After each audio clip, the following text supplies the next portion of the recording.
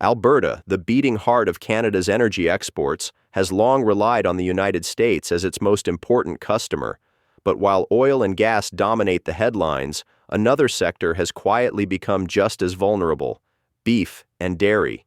Canada's dairy system, built on tight quotas and steep tariffs, has always been a thorn in trade relations. France and New Zealand have complained for years that Canada limits access to foreign cheeses and butter, and the United States has never been shy about its frustration. Former President Donald Trump once accused Canada of betraying America's dairy farmers, pointing to tariffs that soared over 200%, sometimes even 270%, on products that exceeded the quota. Months later, his warning turned into reality. Ottawa slapped U.S. cheese with duties as high as 300% and slashed import quotas, effectively cutting off a major market overnight. For American farmers, the blow was immediate. Shipments once destined for Canadian shelves were turned away. That cheese was dumped back into the domestic market, sold at bargain bin prices, and consumed by shoppers who never realized it was rejected overseas. Behind those discounts were family farms on the brink of collapse, processing plants shutting down, and retirees stretching pensions over food they never planned to eat. To understand why Canada's tariffs hit so hard, you have to look at the system behind them. Since the 1960s, Canada has run its dairy industry under what's called supply management. It's a model built to stabilize prices and protect farmers from the boom and bust cycles that plague markets elsewhere. The government tightly controls how much milk can be produced at home, while restricting foreign imports with strict quotas and sky-high tariffs. The result is a closed market, largely shielded from global volatility. For Canadian farmers, the system works. They enjoy steady prices, guaranteed demand, and insulation from market chaos. For American producers, however, it feels like a locked door.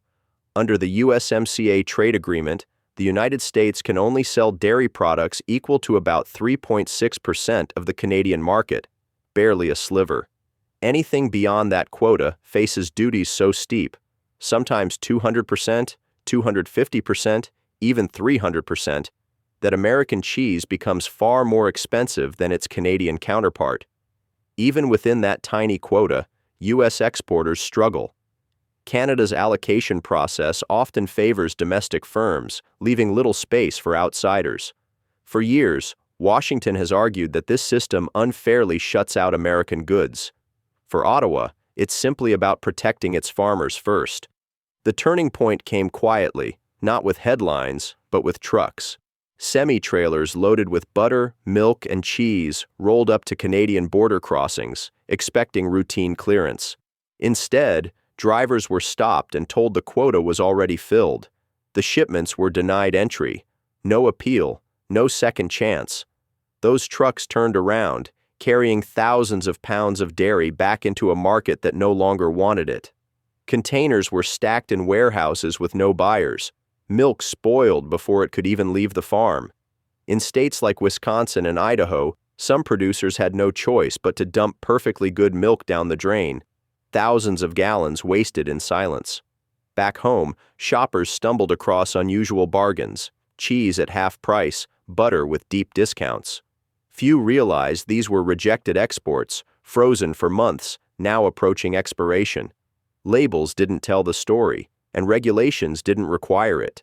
What looked like a deal in the dairy aisle was, in reality, the last stop of a failed export run. Behind the discount signs were struggling families, shuttered plants, and farms on the brink.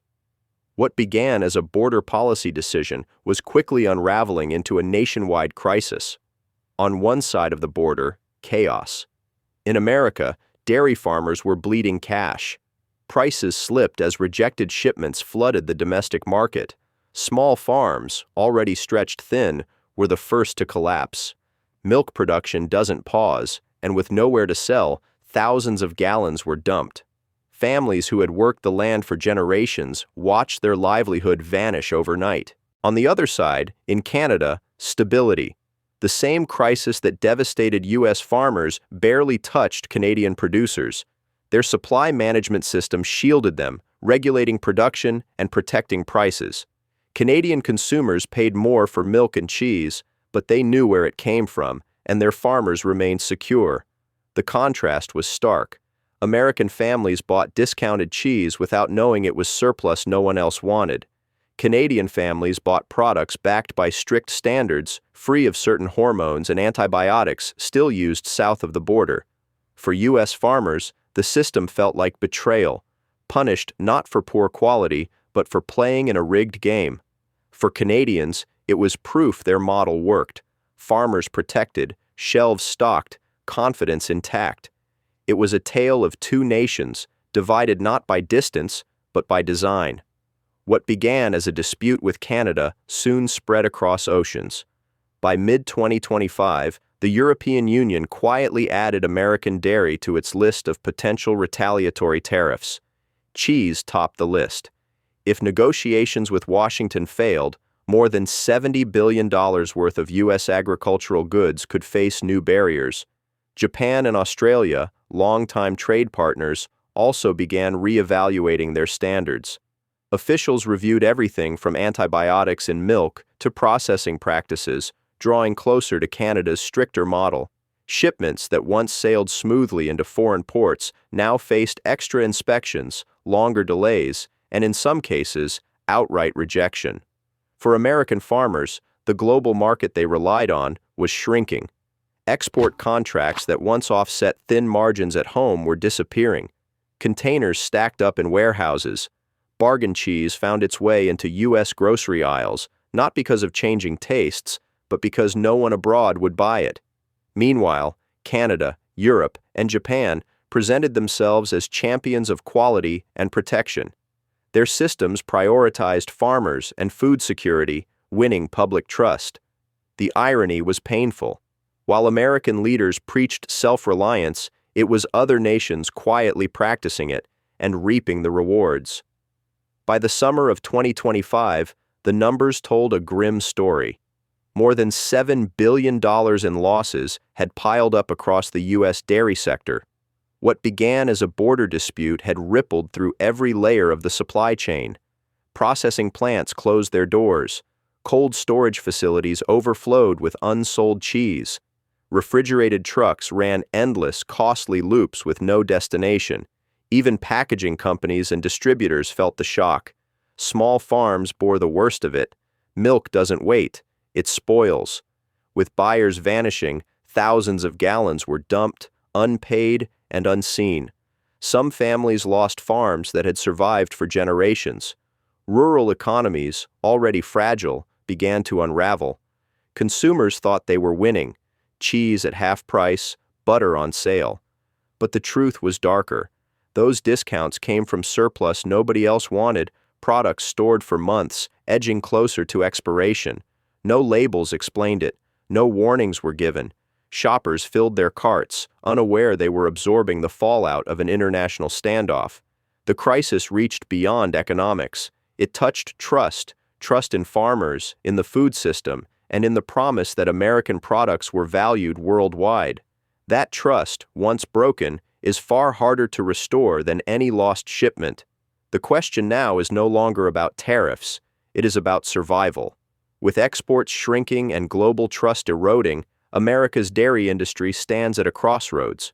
Some in Washington have floated emergency purchase programs, buying up surplus cheese and storing it or distributing it through food banks and schools. Others call for reforms to make the industry more competitive abroad. But for farmers staring at unpaid bills and empty barns, solutions are moving too slowly.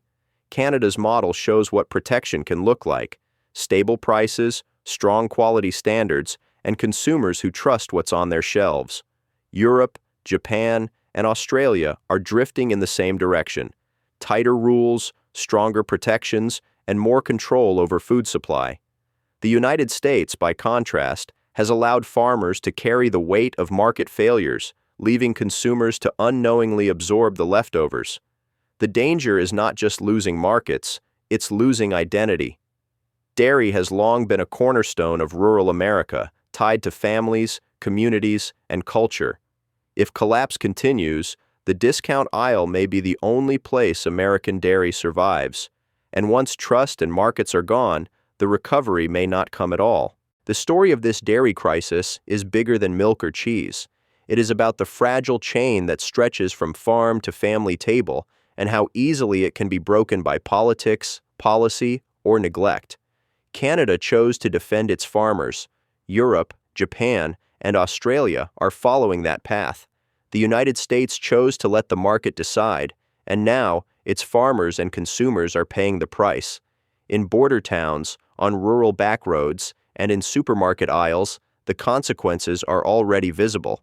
The world no longer sees American dairy as essential, and every rejected shipment drives that point home. The choice ahead is stark: adapt, protect, and rebuild trust, or watch an entire industry slip away. Because when food security falters, it is not just exports at stake, it is families, communities, and the very identity of a nation.